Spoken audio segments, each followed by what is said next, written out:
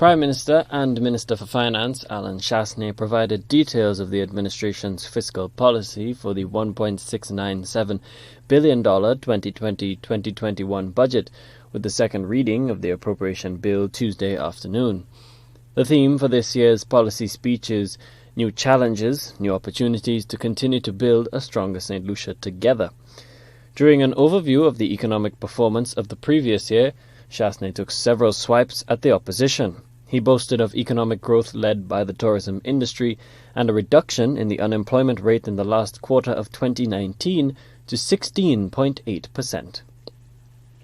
Mr. Speaker, preliminary estimates for 2019 reveal that St. Lucia has enjoyed yet another year of positive growth of 1.7%. This was driven by expansions in tourism, manufacturing, and transportation.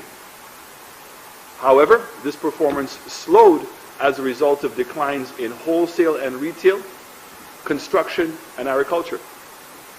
In the tourism sector, visitor arrivals rose by 3.9% to a historic high of approximately 1.3 million visitors.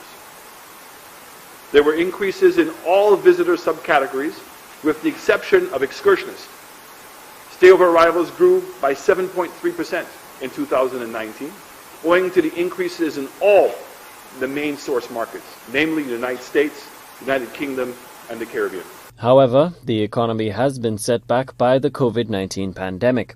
The Prime Minister is offering the Social Stabilization Program and the Economic Recovery and Resilience Plan to deal with the adverse effects of the Great Lockdown. Chastanet is holding steadfast to the government's ambitious Capital Works program, led by the HIA project. The administration is also sticking to medium-term development strategy, even in the face of COVID-19. A major feature of the fiscal strategy which we are pursuing in the fiscal year is a significant capital expenditure program, most of which is directed towards the upgrade and modernization of infrastructure. This necessary investment, Mr. Speaker, is indeed to lay foundation to ensure that we have the capacity needed to support higher volumes of economic activity and consequently contribute to our future economic growth, increased employment, among other desirable social and economic outcomes. Over the medium term, Mr. Speaker, together these strategies will have the effect of improving all our fiscal performance indicators. Chastanet says the government's debt management strategy will ensure that the nation's debt is sustainable. Prior to the pandemic, he claims the debt-to-GDP ratio had fallen below the prudential 60% benchmark. But this is set to increase as the government attempts to stimulate the economy. The administration is also grappling with a widening fiscal gap due to a pandemic-induced shortfall in revenue, which will require borrowing.